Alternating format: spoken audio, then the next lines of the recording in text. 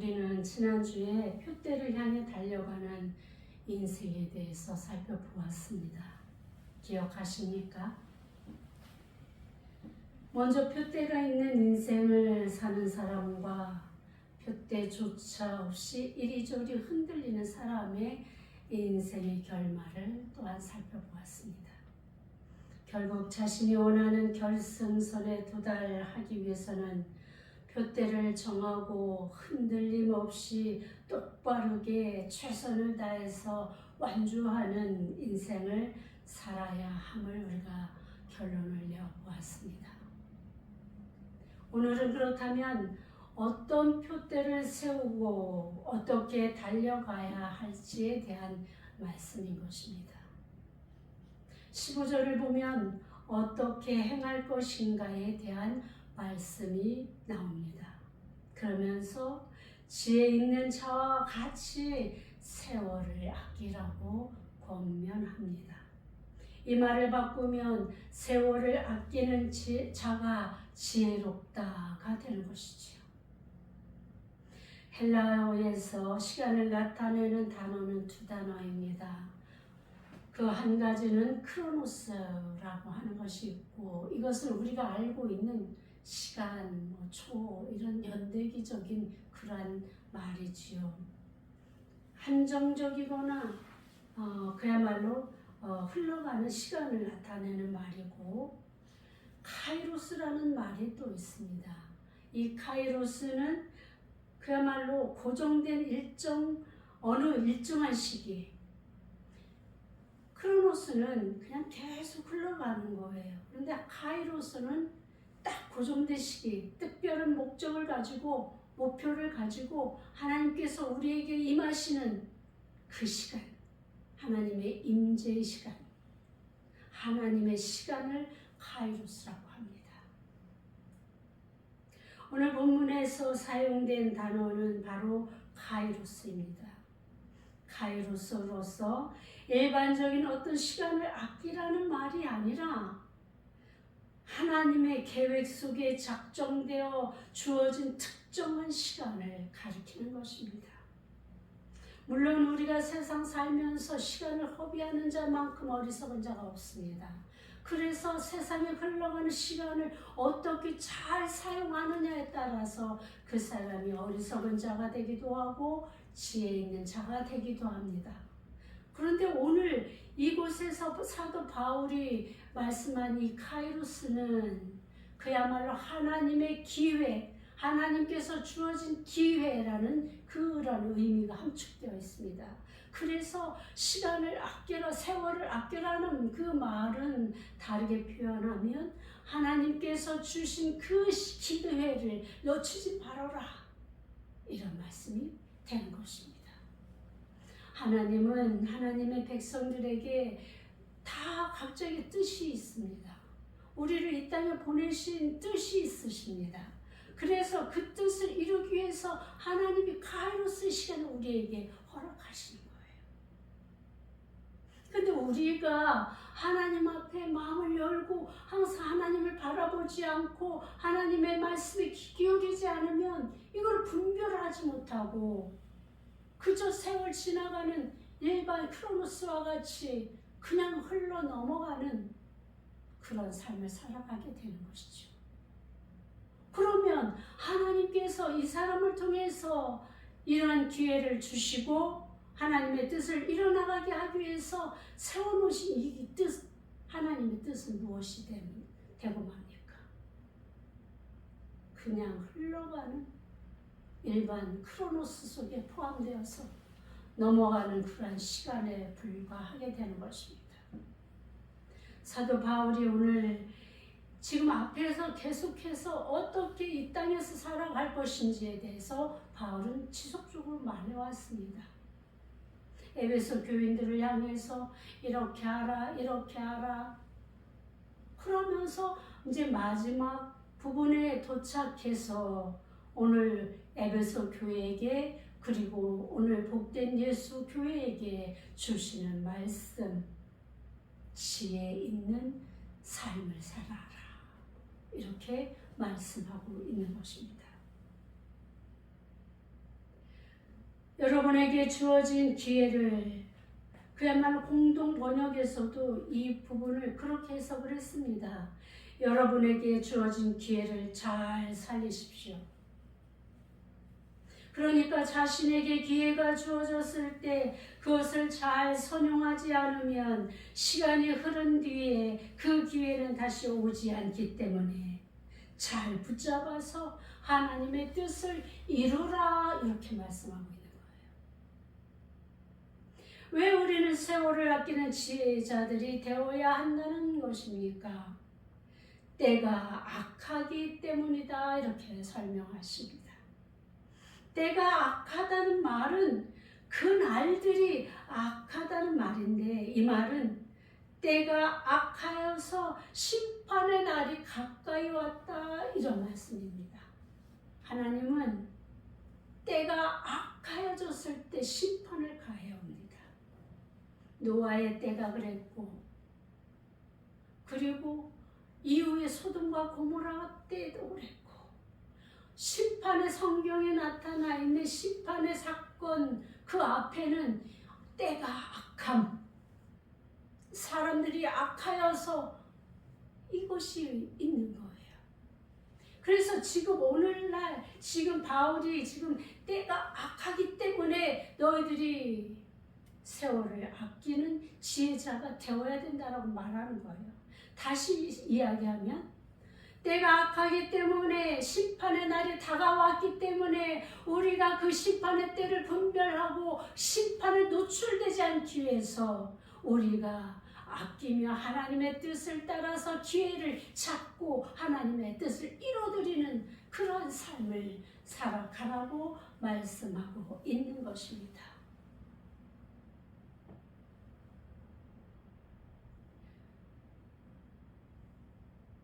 하나님은 이 모습이 악이 관영하면 반드시 심판을 하신다는 이것이 디모데 후서 3장 1절에도 나와 있고 베드로 후서에서도 나와 있습니다. 그래서 다시 세상을 정화시키고 새 세상을 시작하십니다.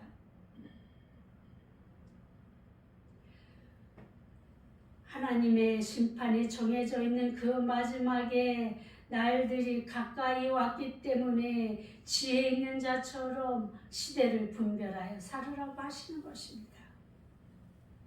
다시 말하면 심판이 가까이 왔기 때문에 우리가 선을 행하고자 하여도 그 선을 행할 시간이 없어진다는 거예요.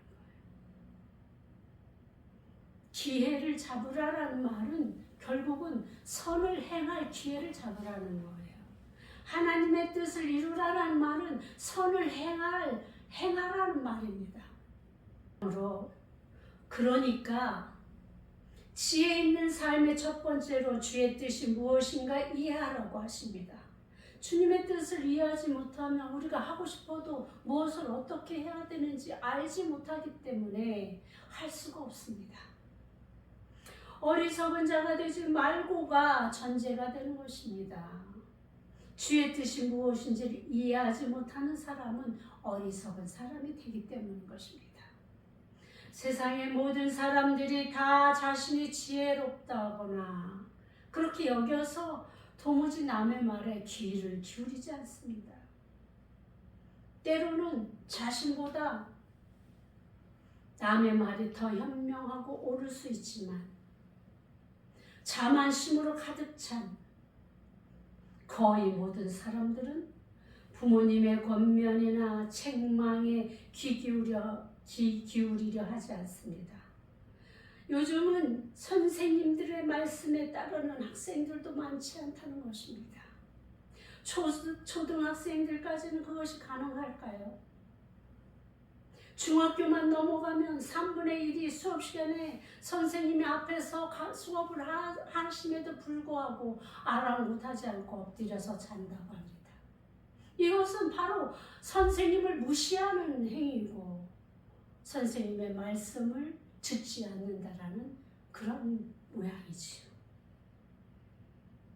이와 마찬가지로 우리에게 하나님의 기쁘신 뜻을 주시고 우리를 세상에 보내신 하나님의 뜻을 이해하려고 하지 않고 아무리 불러도 들으려 하지 않고 제 마음대로 자신이 하고자 하는 자신의 뜻대로 살아가는 그런 자를 어리석은 자다 이렇게 말씀하고 있는 것입니다. 지혜 있는 자는 바로 자신을 향한 하나님의 뜻을 이해하려는 우리의 노력을 요구하십니다. 우리가 찾고 두드리고 구하면 이해하게 되고 알아지게 되고 그리고 그 뜻을 이루어 하나님을 기쁘시게 해드릴 수 있게 되는 것입니다. 우리는 하나님을 기쁘시게 해드릴 의무가 있는 자녀들입니다. 하나님께서 그렇게 만드셨기 때문입니다.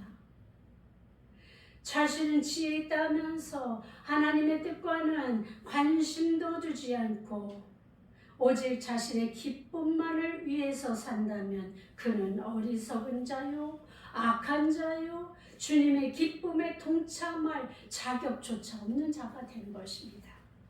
그러니 그리스도인 된 사람들은 이 악한 세대에 하나님께서 거듭난 성도들에게 바라시는 뜻이 무엇인지를 깊이 깨달아 그 뜻대로 사는 것이 매우 중요합니다.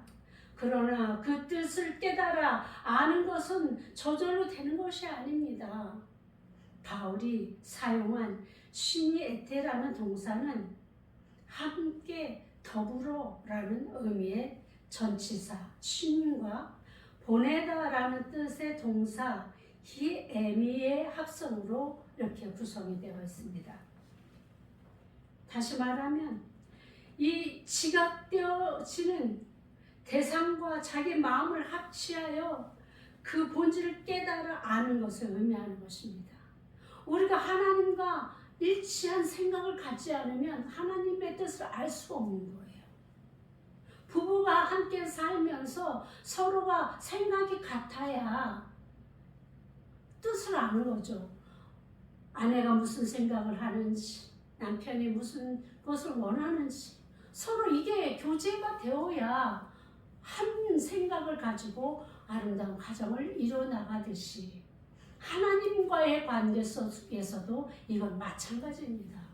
하나님과 교제하며 친밀하게 교제하여서 하나님이 나에게 무엇을 요구하시는지 내가 무엇을 하길 원하시는지 알아야 그것을 이뤄낼 거 아니겠습니까? 그러니까 이 말뜻이 함께 더불어 이것이 합쳐져 있다라는 것입니다. 그야말로 함께 더불어 이렇게 보내는 것, 그래서 이것이 바로 깨달음이나 이해함, 이것을 우리 하나님과 더불어서 깨닫게 되고 이해하게 되는 것을 우리 성령님께서 조명하여 주시는 거예요. 그럴 때 우리가 온전한 하나님의 뜻을 이해하게 되는 것이고 또 성령님께서 말씀으로 들려주시기도 하고 깨닫게도 해주시는 것이죠. 그래서 우리가 하나님과 하나 되게 하기 위해서 물론 예수 그리스도 안에서 보내신 주의 성령님을 통해서 다시 말하면 성령님과 함께 주의 성령이 충만히 우리 안에 임재하실 때 우리는 온전히 하나님의 뜻을 알게 되고 이해하게 되고 그리고 하나님의 뜻을 이뤄가기를 힘쓸 수 있다는 것입니다. 하나님께서 아무리 알려주시려 해도 사람이 딴 데 열중하면 이 교통은 이루어지지 않습니다. 날마다 주님을 향한 우리의 의지와 관심을 집중할 때 들을 수 있고 알 수 있게 되는 것입니다. 날마다 그야말로 하나님의 주의 뜻은 하나님의 뜻은 무엇입니까?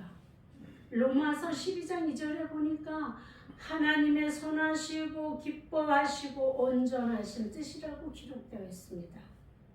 그러니까 하나님께서 우리를 통해서 이루시고자 하시는 것은 어떤 것이라고요? 선하신 것, 선한 것, 응? 그 다음에 기뻐하시는 것, 그 다음에 온전하신 것, 온전한 것. 이것이 하나님의 뜻이에요. 그래서 우리가 예배를 드릴 때도 하나님의 온전한 뜻이 무엇인지 살피고 그 뜻을 이뤄드리는 것이 중요합니다.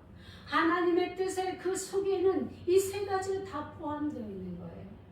이것을 가지고 우리가 하나님을 섬기고 예배하고 주님을 앞에 나가는 것, 이것이 되는 것입니다. 본문 18절에서 20절에 나오는 말씀이 바로 하나님의 뜻이라고 하십니다. 18절, 술 취하지 말라. 이는 방탕한 것이니 오직 성령으로 충만함을 받으라. 지혜자여, 하나님의 뜻이 무엇인가 이해하라고 하시면서 먼저 사도 바울이 권면한 것은 술 취하지 말라 입니다. 이는 방탕한 것이니 오직 성령으로 충만함을 받으라. 그러니까 술 취한 방탕한 자와 성령 충만한 자가 이제 대각으로 서 있는 거예요. 하나님께서 원하시는 자는 성령 충만한 자라는 것을 우리가 알고 있다면, 다르게 이야기하면 이 술 취하고 방탕한 자는 하나님께서 원하지 않는 사람이라는 것을 우리가 이해할 수 있는 것이지요. 예전에는 그리스도인들이 술 먹는 것에 대한 부정적인 시각이 압도적이었는데, 요즘은 점점 그리스도인이라는 연예인들이 아무렇지 않게 술 먹은 자랑을 하는 것을 보게 됩니다. 그것이 죄는 아니라는 등, 구원과는 관계없다는 등, 우리나라에만 있는 편견이라는 등 여러 의견을 내어놓고는 자신들을 변호합니다. 그런데 성경에는 술 취하지 말라는 경고의 말씀이 곳곳에 있습니다. 하나님의 사람으로 불리는 나시린들에게는 어려서부터 전혀 입술에 술 대지 못하도록 해왔음을 우리가 기억할 것입니다. 다시 우리가 생각해 보면 하나님의 사람은 술을 먹어서는 안 된다는 확실한 하나님의 법칙을 드러내는 것이 아닌가 하는 것이지요. 어쨌든 바울은 술 취하지 말라고 합니다. 아예 술 취한 것이 방탕한 것이라고 규정합니다. 심지어 고린도전서 6장 9절에서 10절, 또한 갈라디아서 5장 19절에서 1절을 보면 하나님의 나라를 유업으로 받지 못할 자들의 애들이 술 취한 자가 포함되어 있습니다. 또 교회 직분자를 세움에 있어서도 감독의 자격으로 술을 즐기지 않아야 한다고 디모데전서 3장 3절에 기록되어 있습니다. 집사들은 술에 임박이지 않아야 한다고 3장 8절에 권면합니다. 왜 그렇게 바울은 술에 대해서 강력하게 요구하고 있습니까?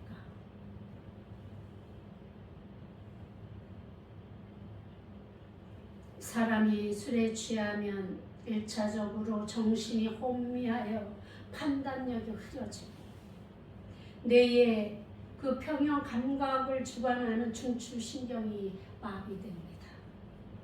술의 폐단에 대한 잠언을 보면 잠언 23장 33절에서 35절입니다. 술에 취하면 그 눈에 괴이한 것이 보이고 마음이 망령되며 그 몸은 마치 일렁거리는 바다 위에 누워 흔들리는 것 같은 느낌을 받게 된다고 기록되어 있습니다.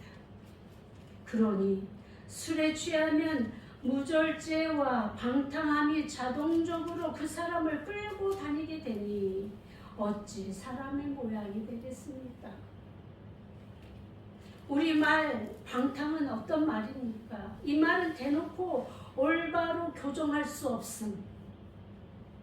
아니, 교정할 수 없는 존재가 되어버리는 거예요. 고칠 수가 없는 거죠. 구원할 수 없는 사람, 그들에게 사용된 단어가 방탕이라는 거죠. 술에 취한 자는 건전하고 바른 이성에서 벗어나 무절제하고 혼미한 태도로 살아감으로써 방탕에서 헤어나올 수 없게 되는 것입니다. 그러니 그러한 자를 어찌 지혜 있는 자의 삶이라 할 수 있겠습니까? 이제 대조적으로 권면하는 지혜자의 삶은 바로 성령 충만한 삶을 이야기합니다. 어리석은 자의 표본으로 술 취한 자와 지혜 있는 자인 성령 충만한 자가 대척점에 있는 이유가 있을까요? 바울은 성도들을 교훈함에 있어 주변의 상황과 여건을 잘 활용했습니다. 우리 예수님도 비유의 말씀으로 성도들이, 주님을 따르는 사람들이 쉽게 이해할 수 있도록 눈으로 볼 수 있는 것, 생활 속에 있는 것, 그러니까 자연을 가지고 비유를 많이 하셨듯이 바울 사도도 마찬가지인 것이죠. 그래서 그는 그 당시 유행하던 그 경주하고 달리기하고 올림픽 했던 그것을 가지고 많이 비유를 들어 설명하지 않았습니까? 경주를 하고 달리기를 하고 그리고 최후의 그 연료관을 쓰고 이런 것이 다 거기에서 나온 거 아니겠습니까? 여기에서도 마찬가지로 지금 술 취한 자에 대한 부분을 비유로 들고 있는데, 그것은 그 당시의 종교 생활과 사회 생활과 직결되어 있는 이야기가 있는 것입니다. 지금 술 취한 자들이 그들의 일상 속에 보여지고 행해지고 있었기에, 아니 그들이 참여자들로 깊은 이해도를 가지고 있었기에 오늘 이 설명을 하고 있는 것입니다.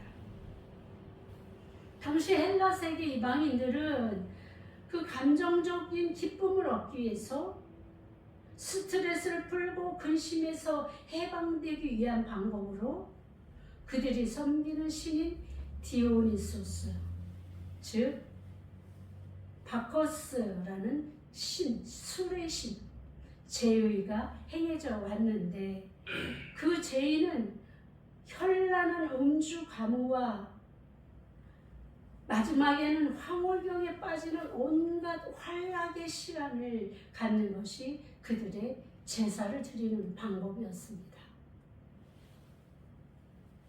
나열해 보면 참으로 현대 우리 사람들이 술에 접근하는 이유와 같지 않나 하는 생각을 하게 되는데, 이 말은 굉장히 제가 순화된 단어를 사용하고 있습니다. 그렇게 인식하고 들으시기 바랍니다. 실상은 이 제2의 그 면면은 말할 수 없이 더럽고 추잡한 모든 것들이 다 동원되어 있습니다. 지금 우리 뉴스에서 볼 수 있는 연예인들의 그 모습들은 술 먹는 것에 그치지 않고 마약, 여자 관계 이런 것이 다 포함되어 있듯이 이 제2에도 그것이 다 포함되어 있었습니다.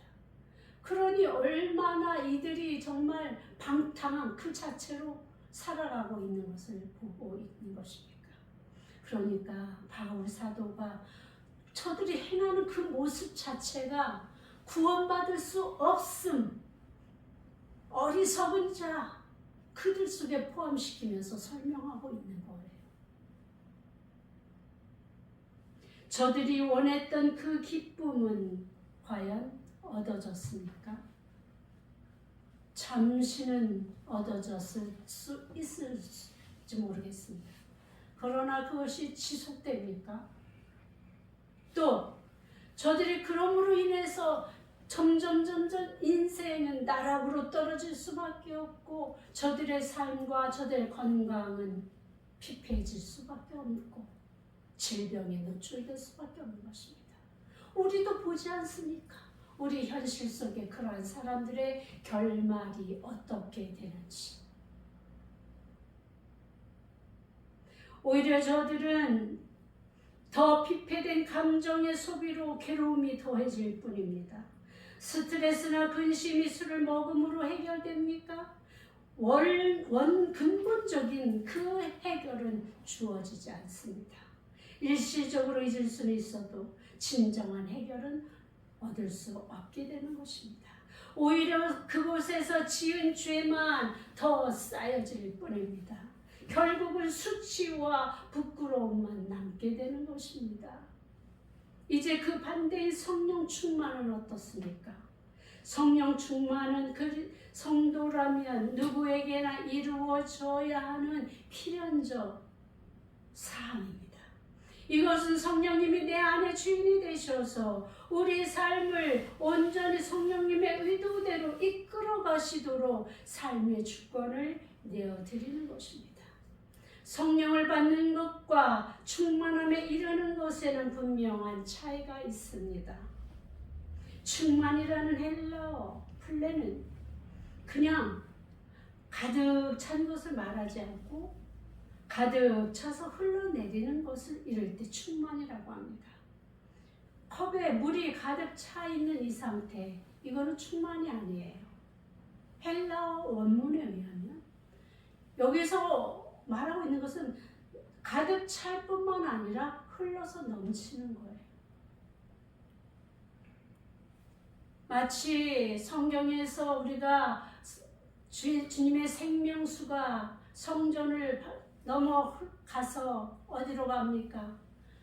저 앞으로 가서 깊은 바다를 이루는 그런 것처럼 주님의 생명수, 주님 생수는 바로 흘러 넘쳐서 다른 사람을 살리고 죽었던 것들을 살리는 것에 이르는 것, 이것이 바로 충만입니다.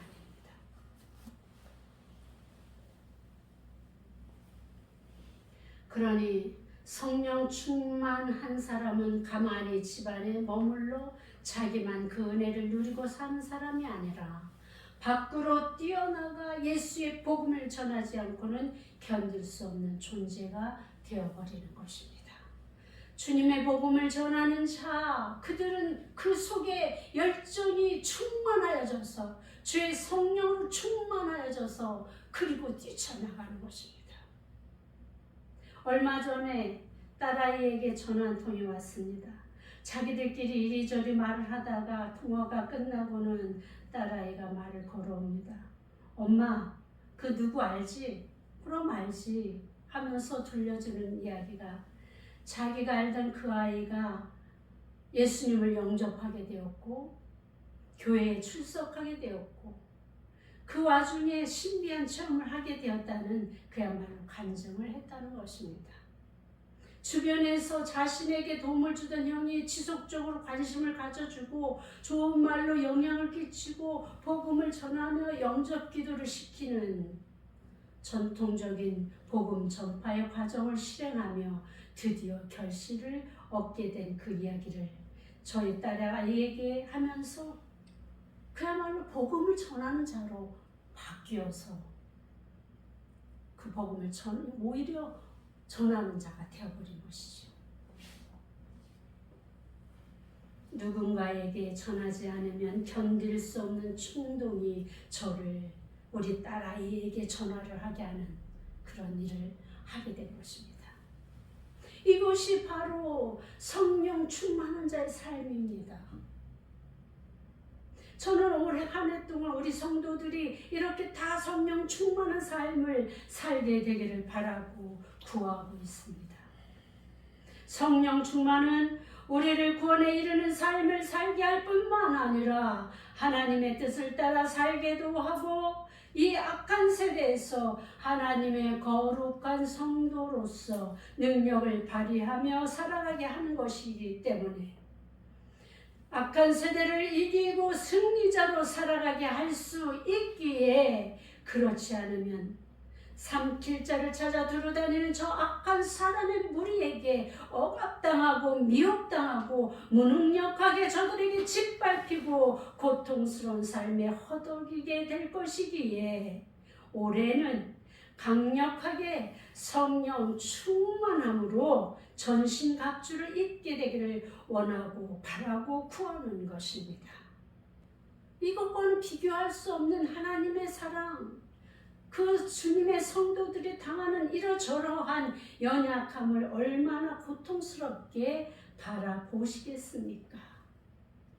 그래서 우리는 성령 충만을 사모하고 구해야 하는 것입니다. 그러면 어떻게 성령 충만에 이를 수 있겠습니까? 사도행전에 성령 강림에 대한 기록이 있습니다. 1절 14절에 보니까 여자들과 예수의 어머니 마리아와 예수의 아우들과 더불어 마음으로 같이하여 오로지 기도에 힘쓰더라. 2장 1절부터 4절입니다. 오순절날이 이미 이르매 그들이 다 같이 한 곳에 모였더니 호련히 하늘로부터 급하고 강한 바람 같은 소리가 있어 그들이 앉은 온 집에 가득하며 마치 불의 혀처럼 갈라지는 것들이 그들에게 보여 각 사람 위에 하나씩 임하여 있더니 그들이 다 성령의 충만함을 받고 성령이 말하게 하심을 따라 다른 언어들로 말하기를 시작하니라. 성령 충만의 공통적인 전제 조건이 있습니다. 사도행전 2장 38절에 베드로가 이르되 너희가 회개하여 각각 예수 그리스도의 이름으로 세례를 받고 죄사함을 받으라. 그리하면 성령의 선물을 받으리니. 이렇게 말씀합니다. 그렇습니다. 먼저 회개하고가 전제 조건입니다. 그리고 사모하셔야 합니다. 물론 사람마다 조금의 차이는 있을 수 있습니다. 이것을 주관하시는 분이 하나님이시기에 다 똑같지는 않습니다. 그러나 특별한 이유가 있을 때는 임의로 행하시기도 하지만 보편적으로는 거의 이렇게 하신다는 것을 우리의 경험으로 알 수 있습니다. 주님의 말씀에 순종하여 하나님께 쓰임받아 구속사의 큰 일을 감당한 사람들은 모두가 성령 충만한 자, 성령에 사로잡혀 하나님의 능력과 지혜로 일한 자들이었습니다. 우리도 그렇게 살아야 하지 않겠습니까? 아멘이십니까? 그렇게 쓰임받고 살고 싶지 않으십니까? 이왕 이 땅에 태어나서 하나님께서 보내심을 받아 우리가 이 땅에 왔는데 그 보내심에 따라서 우리도 그렇게 쓰임받다가 주님께 기쁨을 드리고 주님께 돌아가야 되지 않겠습니까? 그 열망이 여러분 속에 있어야 합니다.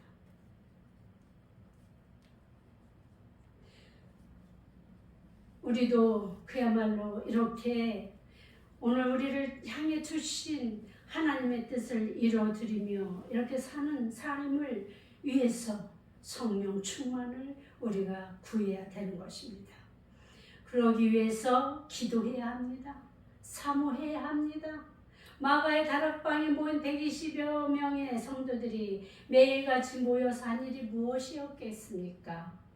바로 예수님께서 예루살렘을 떠나지 말고 기다리라 하신 그 말씀을 붙들고 날마다 모여 마음을 같이하여 오로지 기도에 힘썼다고 기록되어 있습니다.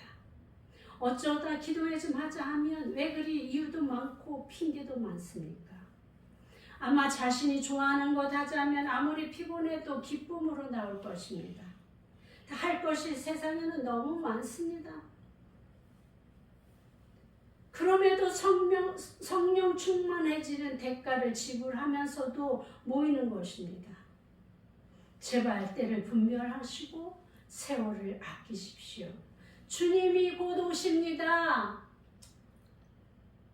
남들은 성령 충만하여서 하나님의 음성을 들으며 하나님의 뜻을 이해하고 섬기는데 언제까지 자신은 다른 사람이 들려주는 하나님의 뜻을 쫓아 동냥하는 신앙생활을 하시겠습니까? 이왕이면 내가 직접 듣고 내가 직접 이해하고 섬기는 신앙생활 해나가고 싶지 않으십니까? 그렇다면 구하십시오. 진심으로 구하면 하나님께서 때가 되면 부르셔서 데려다 놓고 말씀하십니다. 그렇게 성령 충만의 역사는 시작됩니다. 이제 올해는 여러분들이 이런 특별한 성령 충만을 받는 해가 되도록 제가 열심히 기도하겠습니다. 그러나 여러분이 구하지 않으면 소용이 없습니다. 그러니 여러분 열심히 구하시고 간청하십시오. 주실 때까지 간청하십시오. 그래서 복된 예수교회 성도들 모두가 성령 충만하여져서 이 악한 세대 속에서도 주님의 능력을 발휘하며 승리자로 세워지는 한 해로 만들어 보십시오.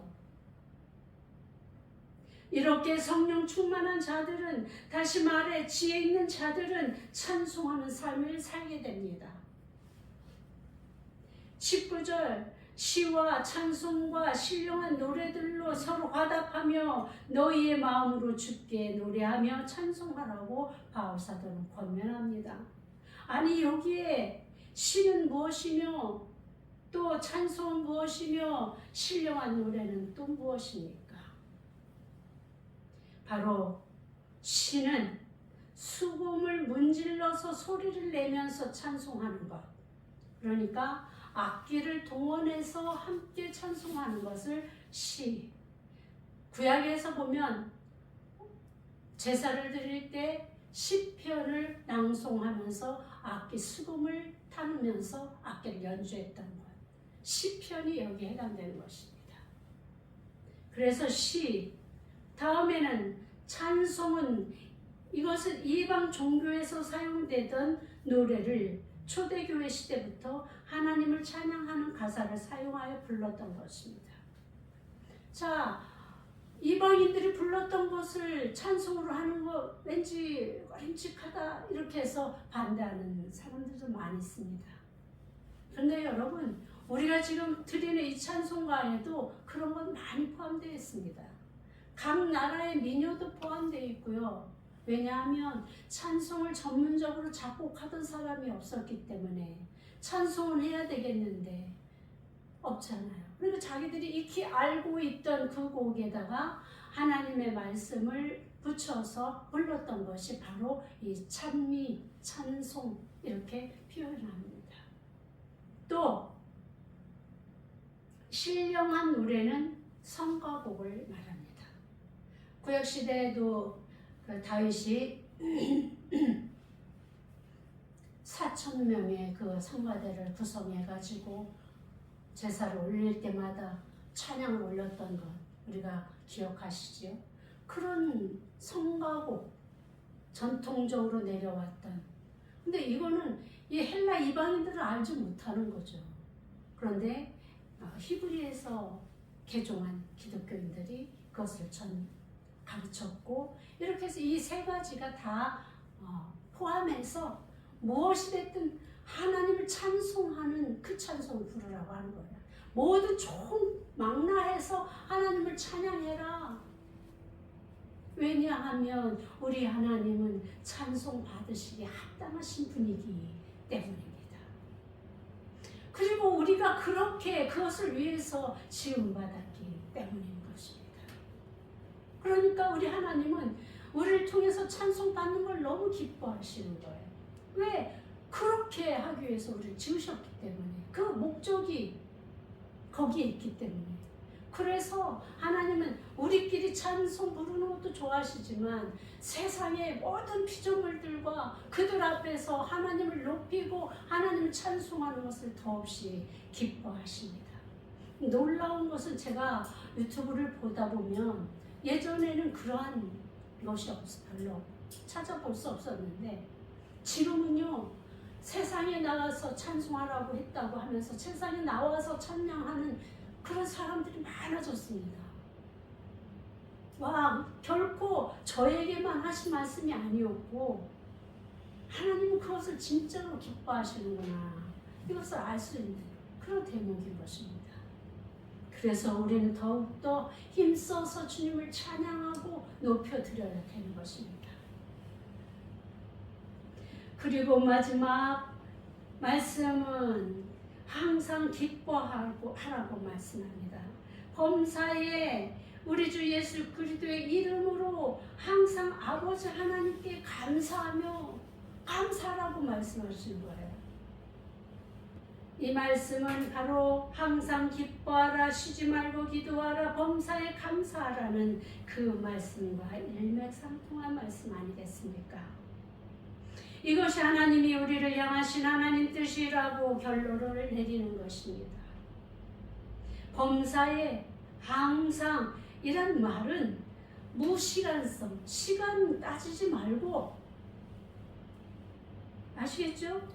시간 따지지 말고 무상황 속 상황이 어떠하든지, 슬픈 일을 만나든지 기쁜 일을 만나든지 하나님을 찬양하라, 감사하라, 이렇게 말씀하는 거예요. 하나님 뜻이라고 이렇게 결론 내려지는 이러한 것은 바로 성령 충만한 사람은 불편히 할 수가 없다라는 거예요. 지혜 있는 자는 상황을 따라서 마음이 바뀌고 하나님을 대하는 태도가 달라지고 행해지는 섬김이 달라져서는 안 된다는 것입니다. 우리는 하박국 선지자처럼 그 고백을 해야 되는 것이지요.